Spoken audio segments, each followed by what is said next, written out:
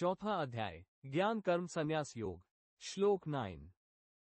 जन्म कर्म च मे दिव्यमेव यो वेति तत्वतः त्यक्त्वा देह पुनर्जन्म नैति मामेति। हिंदी अनुवाद। हे अर्जुन, जो मनुष्य मेरे जन्म और कर्मों की दिव्य प्रकृति को तत्व से जानता है, वह शरीर त्यागने के बाद पुनः जन्म नहीं लेता बल्कि मुझे ही प्राप्त होता है। इस श्लोक में भगवान श्रीकृष्ण ने अपने अवतार, जन्म और कर्मों के दिव्य रहस्य को उजागर किया है। वे अर्जुन से कहते हैं कि उनके जन्म और कर्म किसी सामान्य जीव की तरह नहीं है, बल्कि यह सब योगमाया द्वारा दिव्य उद्देश्य से होता है। प्रभु के जन्म और कर्म केवल धर्म की स्थापना, भक्तों की भलाई और अधर्म के नाश के लिए होते हैं।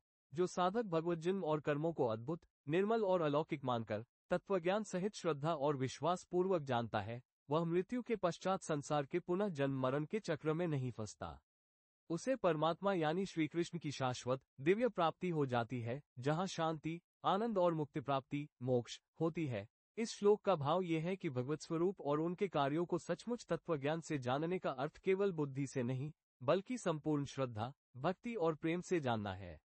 जब साधक भगवान के स्वयं के उद्देश्य, अवतार और कर्म को समझता है, तब उसे ईश्वर प्राप्ति और जन्म मरण से मुक्ति मिलती है। ये श्लोक मोक्ष, ज्ञान एवं भक्ति के अटूट संबंध को सशक्त रूप में बताता है।